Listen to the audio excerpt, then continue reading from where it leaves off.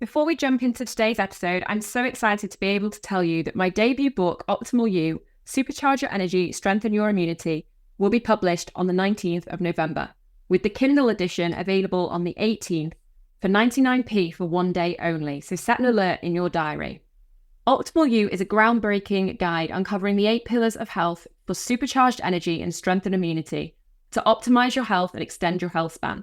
Delve into evidence-based strategies to optimize nutrition, balance your lifestyle, reduce toxin exposure, and address root causes of health imbalances. There's a 14-step anti-inflammatory nutrition blueprint included in the book to supercharge your mitochondria and fortify your immune system. Plus, my 4 lifestyle S's, sleep, stress, strength, and social, that form the foundation of optimal well-being. The book will help you to empower yourself with practical tools and insights to embark on a transformative journey towards the optimal version of you. You can pre-order your copy or read what people are saying about the book at optimalyoubook.com. Now let's head to today's episode. Welcome to the Good Health Podcast. I'm your host, Nicole Good, a certified functional medicine practitioner, registered nutritionist, and author.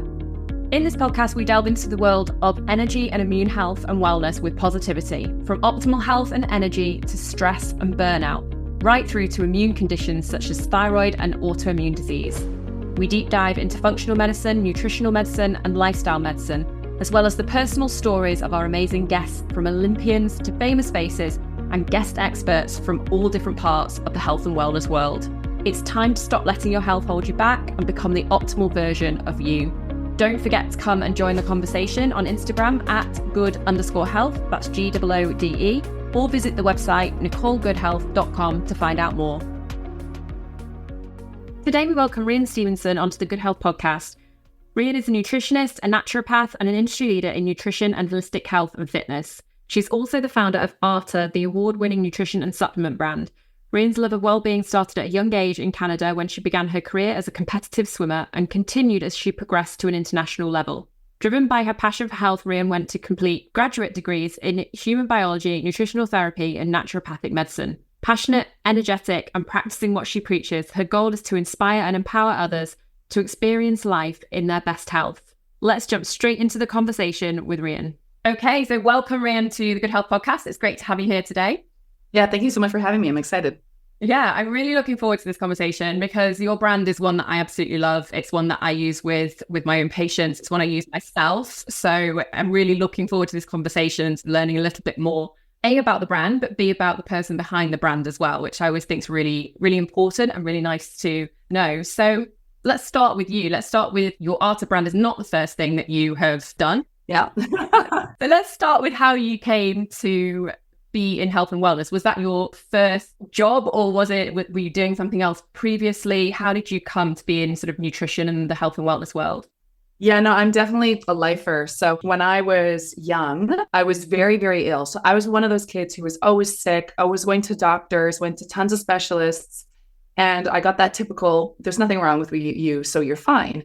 But we all know that just because the test says that there's nothing wrong with you, it doesn't mean you're feeling or functioning well. And so we were just told eventually, like, maybe she's just a sickly kid, which to my mom, who is like a type A athlete, was like, what? But finally, she took me to see a naturopath and functional medicine specialist back in Canada when I was about 17 or 18. And they found out that I have an allergy to casein, which is obviously the protein in milk. And I used to drink that classic pint of milk at dinner time. You know, what we did is we worked together on my health. And within 3 to 6 months, I was absolutely transformed. And I was so inspired because I went from being low energy, always having heartburn, always being sick, on antibiotics, 6 to 7 times each year, to feeling incredible. And from that moment onwards, I knew that I really wanted to get into health.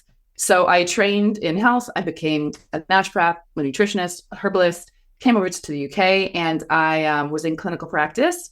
And that's where I started to become a little bit more obsessed with the supplementation world, because not only had I used really great quality practitioner supplements in my own personal transformation, but what I found is, of course, and you'll know this well, when you use good quality supplements, the outcomes with your patients or your clients can be fantastic. And when you don't, they're just a bit harder, right? And so I became pretty obsessed with what type of brand I'd like to use and see. And I didn't really see it there because there are, of course, a lot of really good quality practitioner brands, but they're often hidden behind a paywall, or you need a practitioner code, or you have to go and see someone. So the barrier to entry there is pretty high. They often have quite odd names, right? Where a normal individual, when you see it, you wouldn't understand, like AD648. Yeah, no idea whether that's right for me or not. And it looks quite medical. It's a bit like, ooh. So I started to dream about what kind of a supplement brand I would want to see. And that's kind of how ARTAH was born. Now, that was ages ago. I got sidetracked, as you know. So around probably 8 years after I'd been here, I got introduced to the founders of Cycle, which is a fitness brand. And they asked me to consult for a couple weeks, which turned into a couple months, which turned into being CEO there for about 6.5 years. So I've always been in health, whether it's nutrition or metabolic health or fitness, and it's definitely my first love. Yeah, and I think that's so interesting that you've got the story of illness as well that brings you to the health, because I think that's the case for so many of us. I think people look in from the outside and sort of think, oh, these are people that have like just been like super fit all their lives, and you know, and actually most of us haven't. Most of us have come into this because we weren't super fit. Because I think if you are super fit all your life, why would you get into it? Well, you just take it for granted, right? Like people who are well, that's fantastic, but they don't have the understanding that actually we're so lucky when we are well, and it's very common to be unwell. And actually, it's a lot more common to be unwell than it is to be well. Yeah. So tell us a bit about your time with Cycle, because you sort of went all the way to the top with that, and that was more focused around fitness. And you said your mum was an athlete. She was an Olympian. She was a high jumper. So that's something that was always a big part of our lives. I used to swim competitively as well. But yeah, so I got into Cycle. I consulted there for 3 months, but very quickly I became CEO. So I was CEO there just after they launched, and I was CEO for about 6.5 years. Back then, the attitude towards fitness was still very negative. I ate badly, so I have to punish myself by burning calories. And that's just not how I saw fitness at all. I loved fitness, and I've loved fitness my whole life, because it just makes you feel fantastic. It makes you feel strong and confident. It helps with stress. It's really great for the camaraderie. So what I really wanted to do was help to change the mindset around fitness and really get people to fall in love with the transformative power of movement. I think we did a really good job there, right? Because we really were the only brand back then that only talked about energy and movement and happiness and your mental health. Cycle is spelled with a PSY for a reason, because it's all about making you feel good. And so I think that was really exciting for me, because also when I moved here, I really missed the fitness side of things, because I felt quite odd, because I'd always want to be finding people to go for a run with or go to class with. And people literally thought that I was nuts, because they were like, why would you want to punish yourself? And so I think it was like really exciting to see that. On the flip side, what I found really interesting is that pre-pandemic, we were seeing, over 10,000 people a week, and everyone was still saying the same, right? They still had IBS, they still had acne, they still had stress, they still had anxiety, all those problems that are really kind of quite challenging to approach again in the medical construct. That was all still happening. And this is with the cohort of people who are really engaged in health already and taking steps to be healthier. So then again, I kind of went full circle, starting to think again about nutrition, because nutrition is absolutely the foundation of health. Of course, sleep is important. Of course, movement is important. But what we eat every day, all day, is going to be the basis of our health. That's kind of when I was like, okay, maybe it's time to come back to that vision of ARTAH, to make something, in the nutrition space that really help people feel the same way about their health that Cycle made them feel about their fitness. I love what you said there as well about talking about it, about movement. When I'm talking to people that I work with, I don't talk about it as exercise. Yeah. Because particularly I work a lot with people who do have chronic illnesses. So for them, exercise has that quite a negative connotation, because a lot of them have been to the doctors and sort of been told, particularly, chronic fatigue patients, burnout patients, autoimmune patients, they've just been told, you've got something, we don't kind of know what's going on, your labs are fine, just, get out there and do a bit more exercise. So exercise has quite a negative connotation with them. So I always talk about it as movement. Eventually, they hopefully get to exercise as what they class as exercise. Yeah. But I always start with, let's just talk about movement. Like, how can you just move your body in a way that is not going to feel like exercise, is not going to exhaust you, but is going to make you feel better? And I think it totally reframes in their mind what exercise is, what fitness is, and what it does for them. And like you said, changes from that sort of, it's a punishment, to what steps can I take to make myself feel stronger? Yeah. And I think it's also really important to understand that 10 years ago, we were still talking about fitness in relation to your body shape and size only. So again, so even if you didn't see it as a punishment, a lot of people would see it as like, oh, there's something wrong with me or my body. I have to change it. And the only way I can change it is this. So you're already starting from a place where it's a very negative motivation. Your self-worth is caught up in that because you're saying, well, I'm not good enough because I'm not a certain size. But actually, if we can disconnect it from your body image or how you feel about your weight and understand all of the benefits, not to just your health right now, but your future health, your menstrual health, just everything, it can be quite freeing too. So I think that was really important for me because it was also something I leaned on so much as a kid just to help me feel good and confident, right? I was painfully shy, but I got a lot of my self-worth and my confidence from swimming because when you exercise, you remind your body that, or yourself, that you can do hard things. And slowly you build confidence, right? So what was the focus behind building ARTAH as a brand? What features were important to you? You commented on the sort of the ease of access for people and being able to understand. But when you're sort of looking at building a new product, putting it into the sort of supplement line, what things do you look out for? I mean, it's a completely unregulated industry, as we know, which is obviously a concern. And like you said, a lot of the high street stuff really is a waste of people's money. I mean, there were the obvious things like the quality and the dosage, right? Those are just the foundations, because what I found is there are a couple high street brands that where they get the quality right, the dosages are still just not what a practitioner would use, right? So what I wanted to make sure is that you could get the results that you could actually see and feel, and those outcomes that you would be getting if you were working with a practitioner. So the quality, the absence of harmful fillers and ingredients is obviously really important. But for me, one of the things I really wanted it to do was feel chic in a way that's not too trendy, but just it makes you feel good about buying it. Because whether we'd like to admit it or not, when we buy things that look nice and feel nice, it just helps, right? Especially when it's something that you're maybe not used to spending money on or you're not really sold on yet. And then, of course, what's really important is the synergy. So what I didn't want to do was just have a whole range of single letter nutrients, because that's almost taking a pharma approach, right? One cause, one pill. And that's just not how our bodies work. They're complex, right? So there's no point in giving one thing for something that is very complex, like blood sugar or cellular energy. You really want to make sure you're balancing it. And one of the things I did also was I spoke to so many practitioner colleagues who we all kind of talk about the same, like we use this one, but then we have to add this, this, and this. And you don't want to send your client home with a list of 10 things, but you're like, but they kind of need these 10 things. To send someone home with a list of 10 pills, A, it's overwhelming, B, it's expensive.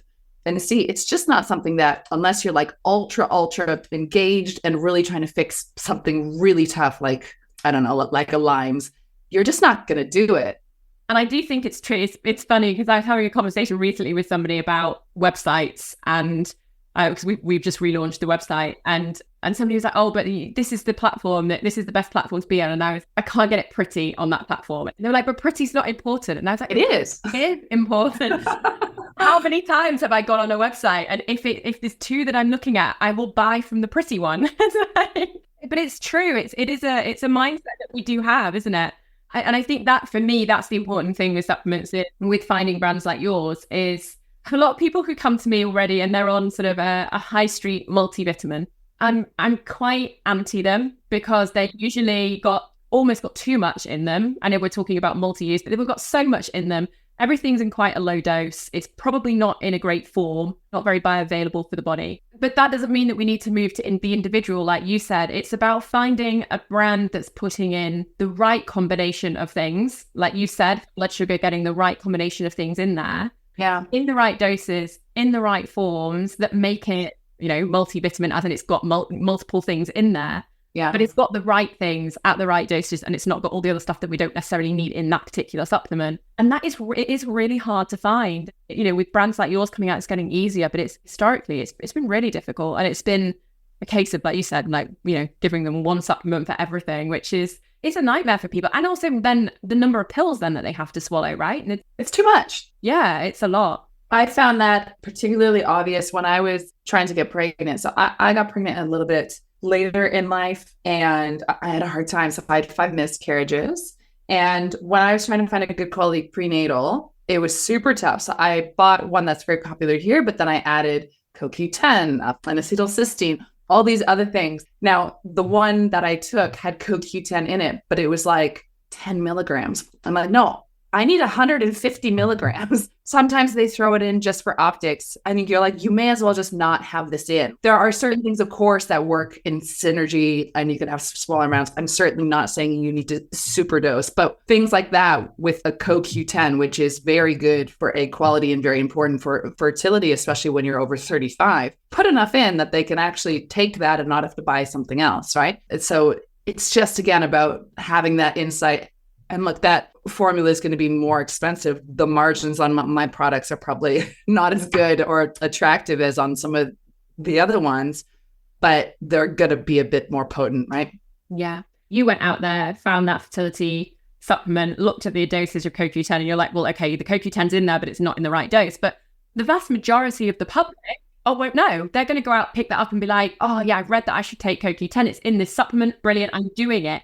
And they think they're doing the right thing, and they are doing the right thing. They don't have that knowledge to realize that actually that's not doing enough for them. And it's quite sad, really, that, people really are actually trying to do this stuff, but it's so difficult for them. And then when you layer on where we are now, right? So my doctor, although he is very well known and he was very well respected in the fertility world, he told me not really to worry about what I was eating. So you're kind of like, wait a second, what? When I got pregnant, they said I should rest. And I was like, because I'm high risk, or because why? And they're like, oh, you're pregnant, so you should take it easy. You should exercise less. And it's just like, we're just getting these mixed messages, because what we know is our lifestyle, how we move, how we manage stress, how we eat is everything when it comes to so many aspects of health, but the medicine hasn't really caught up. So it's just one of those things where you're a bit like, okay, so hold on.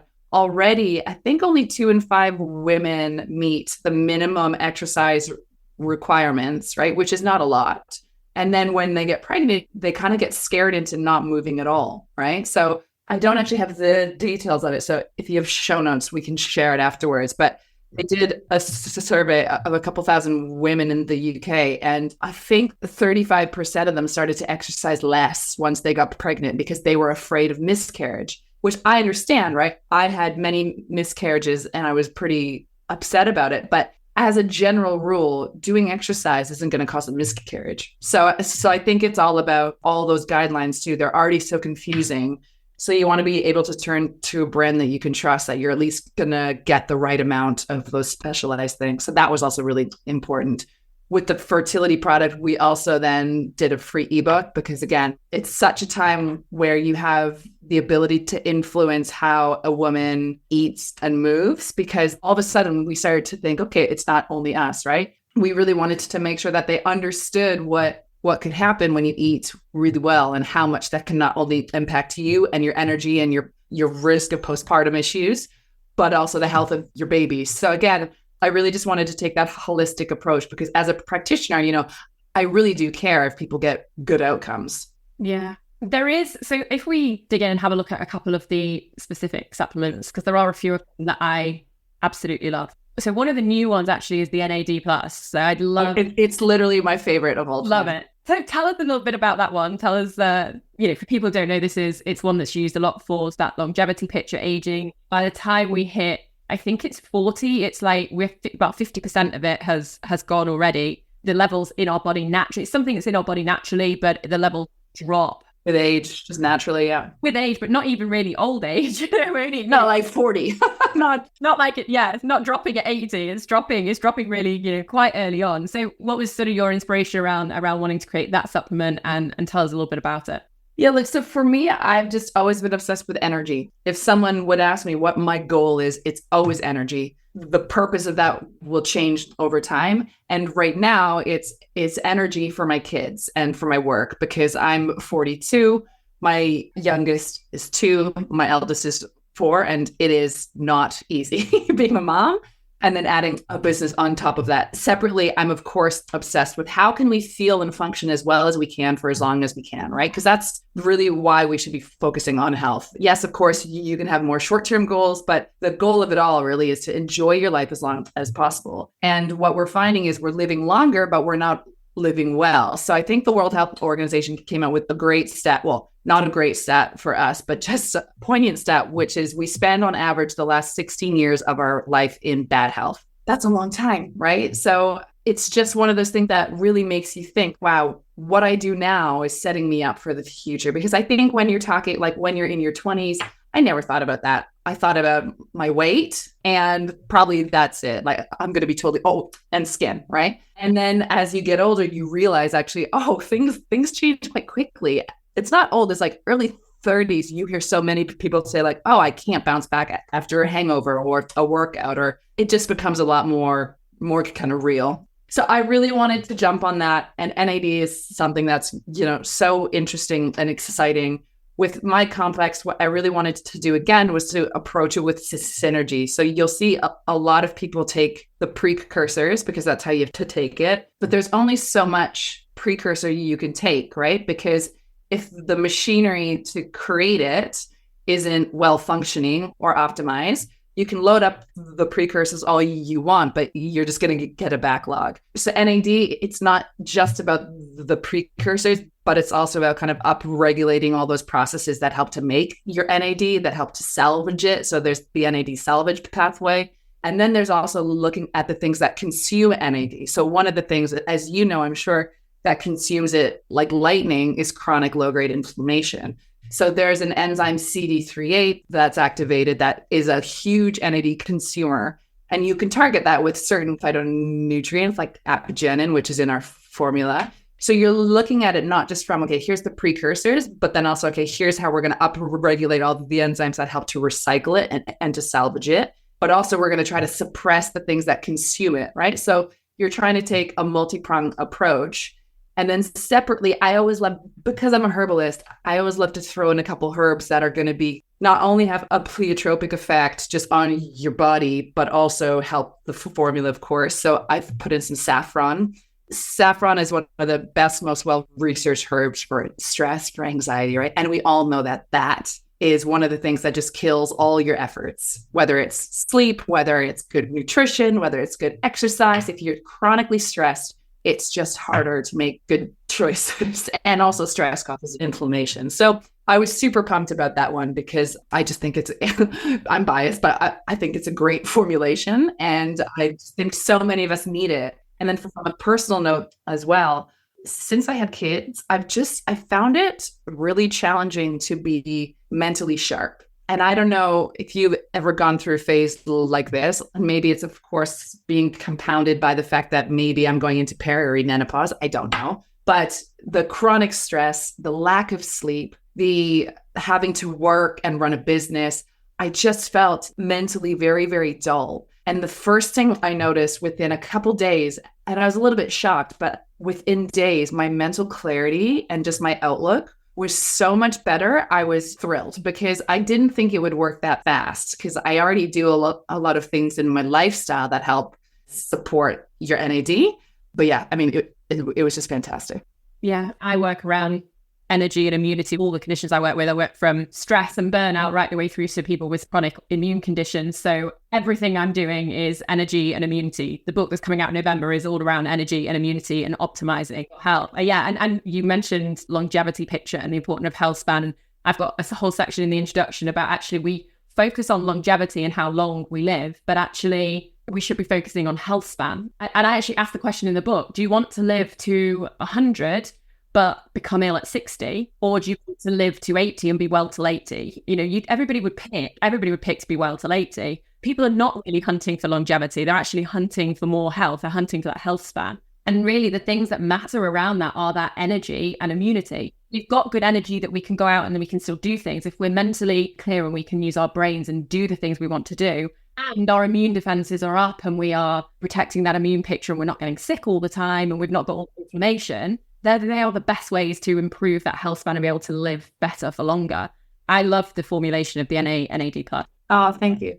Well, I'm so glad you've focused on immunity in your book, because obviously as a practitioner, this is something we focus on a ton.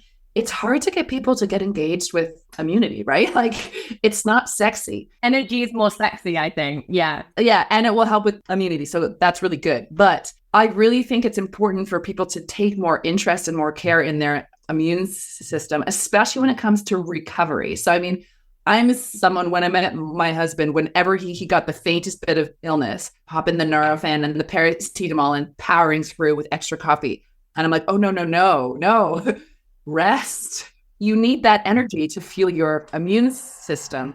And I often saw this at the fitness brand, right? People are really, really ill, but they'll like, I'm going to push through. I can't miss a day. But if you miss this day, you'll probably be back in one day. Whereas if you come and push it way too hard, you're going to be out for 10 days. We're trained not to be uncomfortable. My dad was the same with me. Whenever I had a sickness, he was always like, okay, pills. And my mom was like, no. She's just got to rest. And the more you take pills to suppress how you feel, the more you'll move around, the more you'll think, the more that of that precious energy you need for your immune system, you'll use it up trying to focus at work. The same thing was happening when people get a really bad illness. The 10 days was the quarantine. And then on day 11, it's like, okay, I'm going out, but you're not better. You're not better yet. And it's boring. I understand. But what's more boring is getting sick again 10 days afterwards and then 1 month afterwards. And right. Yeah. So on that, tell us a little bit about cellular defense as a supplement. This is another one that I use. Yeah, I love this one. It's probably one of our least popular. Really? Yeah, look, it's super popular with practitioners. When you're going to a practitioner, you're usually going to be seeing people who are, I'm unwell, help me. So immunity is always something that we would support. We're known for gut and for energy and for blood sugar. But I love that one because it's got your core immune nutrients, right? Like your A, your C, zinc, selenium. But then it's got your mushrooms. It's got berberine, which is one of my favorite things of all time. So that's great for your immunity, but it's great for the microbiome, which is same. And then it's got those really great immune herbs like astragalus and olive. So I just love the synergy of it again, because you're looking at all the different things that the innate immune system, the adaptive, the inflammation, the cytokines, right? So you're trying to build it all, plus your core immune function. But again, I think because people aren't used to taking things for your immunity, they often look to it once they are ill. Yeah. You need to take it to build up that resilience, right? I'm not saying it won't work at all once you're ill, but once you're ill, taking any supplement won't just be like, okay, I'm better within one day. And again, when I did find people who were taking supplements for their immunity, they would be taking a single A, a single zinc, a single C, a single mushroom. So already they're taking 4. That's all in mind. It's one of those things where, again, you need a comprehensive suite of things to address it holistically. So put them all in one, and then it's just much more effective. Yeah, I think it's a great supplement. I like the mix in it as well. But then again, like you said, the immune health is not as sexy. So maybe that's what it is. That's what it is. People want the things, they look instantly probably more to the energy and the gut health and things like that. Maybe that's what it is. But I think it's a brilliant supplement. It's a great mix. I love the combination in it. Yeah, I think that people turn to immune support once they've been ill for like 2 years straight, or once you become a parent and you just see the onslaught of kids bugs that comes home, and you just really have to support yourself.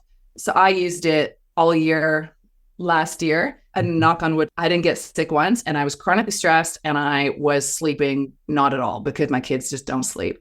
So I credit that to that, plus my vitamin D, because I would say the year after I had my first baby, I was getting sick a lot because, again, you're just breastfeeding all night, you're tired, you're exhausted. My 3-year-old was coming home from nursery with everything. So it even took me, and I'm a practitioner, that 1 year of being like, okay, there's something wrong. Yeah, one of my most popular posts actually on Instagram was just said, the kids keep making me sick. Yeah. And the caption was all about, actually, if you look after yourself, if you work on your immune system, the kids shouldn't make you sick because they are catching bugs because they're building their immune system. And actually, we all should be built. So that was sort of what the caption went into. But just on the front of the post, it just said, the kids keep making me sick. And it was just one of the most popular posts that I've ever done. So relatable. Yeah. It's just like every single person was like, oh my God, they keep bringing everything home. And so you need to work on that immune function. On one of the times that I was going in for the kids' vaccinations, I was like, how often should these kids be getting sick? Because it seems abnormal. And the pediatrician was like, yeah, between 12 to 16 times a year is pretty normal. And I was like, hold on, more than once a month, because it is more than once a month. It's like one gets sick, then the other gets sick, then that one gets better, that was better, then this starts again. And I think that probably was when I came home and I was like, all right, I need some cellular defense because if this is just my reality for the next 3 years, I need to do something about it. Yeah. So out of the other supplements, there's so many that we could talk about in the range because there's so many that I love. I love the metabolic fix. That's our most popular. Yeah. What I found was it didn't really matter what people were coming to see me for. Blood sugar, cravings, energy, right? That was always there. So even if someone came first about gut or first about their periods, when you dig deeper, they're like, well, actually. And so I really wanted to make sure that I did a solid supplement to support that. Because when I would look at the things that I gave most often, it was a mixture of things also for blood sugar and energy. Because again, it's one of those fundamental things is if I can get you feeling better and having more energy, you're more likely to do all the other things too, right? And that one I just love, again, because of the synergy. So again, it's got berberine in it, which I love. So that's not only important for nutrient sensing pathways, but also for the microbiome. And then it's got the chromium in it, which is the OG for blood sugar balance, right? Like I think sometimes people try to be too fancy, but it's like, don't forget about chromium. And then it's got fenugreek, L-carnitine, alpha lipoic acid, again, is another one of my favorites. It's our universal antioxidant, but it's great for blood sugar. It's great for inflammation. We actually did a consumer trial on Metvix, and 94% of people felt better energy and less sugar cravings within 1 week. Amazing. That's so fast. People think these things are going to take a long time, but that's within a week. I mean, it's a super fast response. Yeah. And I take it. So I don't take that every day, but I always turn to that one when I'm really underslept, because when you haven't slept, your blood sugar, even if you eat all the right things and you exercise, you're just hungrier. It's just a natural thing that happens, right? We are more insulin resistant when we're underslept. Yeah. I think stress as well. That stress and burnout picture. If we're working on the adrenals, you can't work on the adrenals and not work on blood sugar. It's one of the first things I will do if I'm working on somebody with that burnout adrenal picture. I think with a lot of things, like you said, the sleep, the stress, lots of these different things, even with health conditions, it's one of those things that gets knocked off out of balance sort of quite easily. It does give quite a quick fix to giving people a little bit of a boost in energy as well. Yeah. There might be other things going on too for people that need to be worked. But if you can give people that little bit of a quick fix as well and get something balanced and give them that little bit more energy, then you can start working on everything else. They have more energy to work on everything else that they need to work on. And it has that sort of knock-on effect, doesn't it? Yeah, because I think sometimes what we need to remember as practitioners is, for us, we've been talking about it for 20 years. So it's kind of like, oh yeah, and you can try this and this and this and this and this. But it's quite overwhelming, right? There's so many things that we often say that you can do. So again, back to that whole picture of, if I'm going to send you home with 10 supplements and the dietary advice, and your cold showers and walking. And it's a lot, right? So sometimes the right supplement can just help so much, because if it takes away some of that stress and the overwhelm, it takes away that need for that 3 p.m. sugar craving, which then makes you eat something and then makes you feel bad and spiral and da-da-da-da. They can just have such a nice knock-on effect. I'm not saying if you have 2 donuts for breakfast, a sugary lunch and sugar for dinner, just take Metvix and within a week it's gone. No, you should probably work on your food first or at the same time. But of course, within reason, they can be incredibly helpful. Yeah.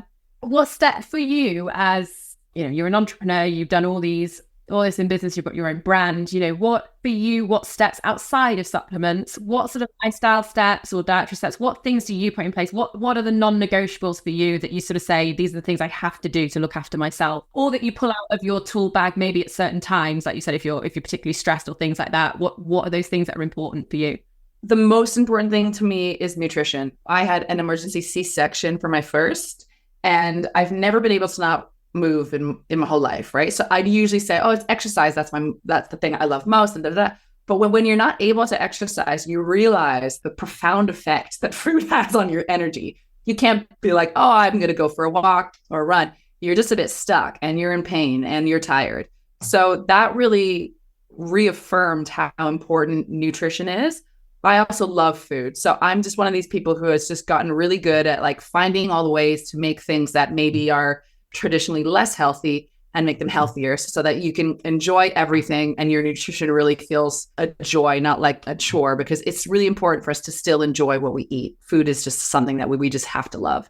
Number 2, of course, is exercise. So I'm lucky enough, because I was an athlete, I've been trained to train, but I love exercising. I love movement. I love running. So for me, that's something that's really helped me to manage my stress. If you're someone who's trying to do a lot, finding a way to move that you love is really important.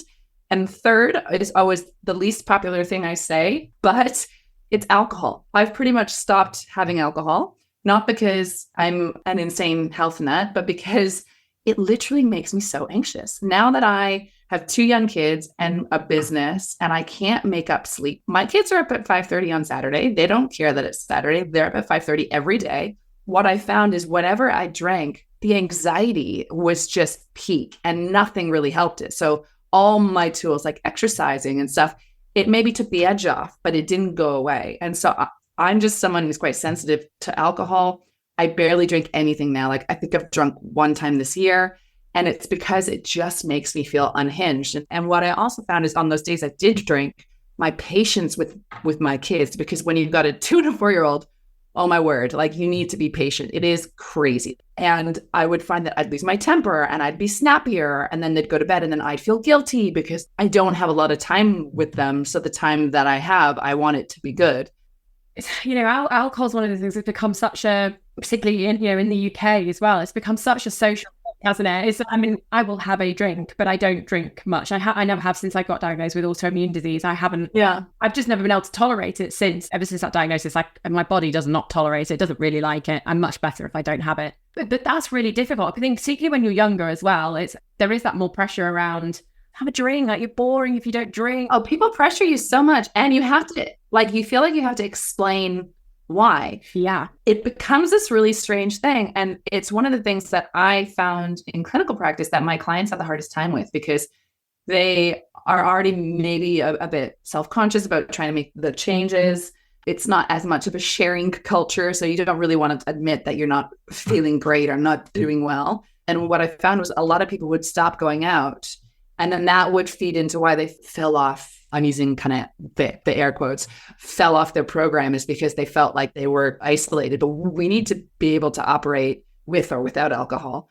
And it's fine if you choose it, but I think it's important to get real about the impact that it actually has on your life. And with me, I just had to be like, okay, I'm not having it. And for me, it was also easier because I was going through pregnancy, miscarriage, breastfeeding for about 5 years. So then when I tried to have wine again, I was super excited. I literally was like in tears for days afterwards, couldn't deal with things. I was getting hot. Like my appetite was crazy. I was way more emotional. I found everything just so much harder. And that's quite extreme. Just when you're already in a bad state, you're not going to be helped by alcohol for longer than the 10 minutes that you kind of feel like, right? So I think it's again about, I'm not saying I'll never drink again, but right now I just don't drink.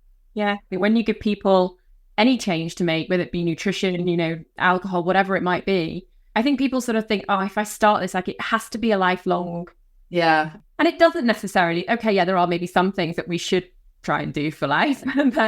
But not necessarily. Sometimes it's when you're in a certain phase, you've got more stress in your life, things like that, or or you're not well, that you actually just need to kind of double down on some things and do these things for a while and help yourself build back up and get back to that sort of more optimal level of health and wellness. And then you can introduce things and do things a little bit more. There's some things, obviously, people have got, like you said, with intolerances and things like that. And obviously those things are out and are going to be gone. And that's a different argument. But I always say to people, don't make this decision today. So don't, because I've sort of told you to try and do this thing, don't make that as a life decision. Sort of say, I've got to do this now. I'm starting today and I've got to do it for life. Just see it as, I'm going to start it today. And I'm going to do it for so many weeks. I'm going to see how it goes. And usually by the time they've got to the end of those few weeks, they feel so much better anyway that they want to carry on with it. Yeah. Well, and I think that leads really well into one of my least favorite pieces of advice for people when it comes to nutrition is everything in moderation, because it doesn't mean anything, right? It's so subjective. And people say that to me like, can't you just drink in moderation? And I'm like, look, it literally makes me super anxious. And so that I'm overwhelmed with just my day-to-day kind of life, right? So for me, even if that's only 5 days a month, I don't really want to be there, right? So I always say, let's get you feeling and functioning well, right? So that might mean 1 year without alcohol. It might mean 6 weeks. It's going to be very different for everyone. And then from there, let's build things back in moderation, right? But your moderation is going to be unique to you. And if your moderation makes you feel bad, I'd argue it's not moderation, right? Because it's harming you in some way. Now, there's some things that you're going to be like, okay, well, I don't care because I'd rather be able to do this than not. But then that's fine. That's a decision you've made from a place of knowledge. And that's why I also really love those periods of resets, whether it's 1 month or 3 months, because like you say, people get so surprised at how well they can feel just from taking care of themselves consistently that it becomes much more natural to say no to certain things, right? Because when you're saying, no, I don't want that, rather than, no, I can't have that, it's very different because you're coming from a place of power. And me saying like, I just don't want alcohol now. I don't care. Like, it doesn't upset me because I know how much worse I feel afterwards. But I know that if someone had told me 1 year ago, like, you can't have alcohol, I'd be like, I can do what I want. Yeah. It's really important to be inquisitive about your health and understand that these changes they take time. So you're never going to do something for 3 weeks and then be fixed. You know, it's the same with anything else in life, but we seem to think that, oh, I'll do something for 3 weeks with health and then I'll be fine forever. It's a journey, a whole lifelong journey, right? Oh, for sure. Yeah. And even if you figure it out, it's going to then change, right? I don't do now what I did before I was pregnant because my body is different now. My needs are different. My schedule is very different. Yeah, we've just brought out a 10-day thyroid reset. And we've got an energy reset one, a 10-day energy one coming out as well. And they are 10 days of things that people can do to, the thyroid one for people with thyroid conditions, the energy one for people who just want to build that energy up. And it's not about saying like, I can fix you in 10 days. It's about that kickstart. It's about saying to people like, do this for 10 days and see how you feel in 10 days time. And then do you want to carry on with your health journey? Because you will feel better in 10 days. You won't be fixed. It's not a miracle cure, but it's try it. It's just get started. Try it for 10 days. See how things go. See how you feel. Well, and we're kind of annoyingly human, which means we are impatient, right? So am I. So I bet you, if you ask most people, would you like to make small changes slowly or big changes fast? They'd say, oh, small changes slowly. It's like, but when do you want to feel good? And like, oh, well, as soon as I start, I want to feel good, right? So actually, the great thing about these resets, as long as they're not crazy unsustainable, which they aren't, is that they give you the momentum that you need, because most people will quit within a few weeks if they don't see a change. And if you're only kind of being like, oh, I'm going to add one thing in a week, it's just usually not enough to kind of move the dial enough to keep us motivated, because again, we're impatient. And so I think it's balancing, okay, what's sustainable, but what's going to be enough of a change, but what's too much of a change. That's also why we have our nutrition plans, because we've got the 21-day plan, the 28-day plan, because again, like, people need to feel the difference to stay motivated. And if you're just saying, add in some blueberries because they're good for your brain health, yes, they are. But I mean, that's not going to be enough to make you feel much better within a couple of days or weeks or probably months, right? So it's about being honest about how quickly we will want to move and what that actually takes. Yeah. I think it's been really interesting talking to you today, and I appreciate you joining me on this. I know you're very busy, so I really appreciate you giving up your time. I think this episode, I think, is just going to be so useful for so many people. I think there's been great little tidbits in there for people to take away. I know you mentioned the survey. We'll put everything in the show notes below. You mentioned the survey. We'll get a copy of that off you, and we'll put the supplements as well that we've mentioned. We'll put those below the show notes. And you've mentioned some of those nutrition plans and fertility, but we'll get all of those links from you. We'll put them in the show notes below so people can find those really quickly and easily as they're listening to the episode. But yeah, really appreciate your time today. It's been really interesting to talk to you, and I'm a huge fan of the brand. I love it. So thanks so much for having me. Thanks so much.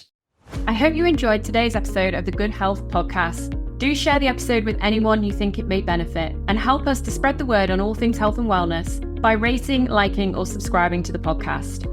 If you want more, you can listen to more episodes on your favourite podcast app, or sign up to my newsletter for my favourite tips, tricks, health advice, brands, recipes, and more at nicolegoodhealth.com/newsletter. Have a lovely week. Don't forget to hit subscribe, and I'll see you on the next episode of the Good Health Podcast.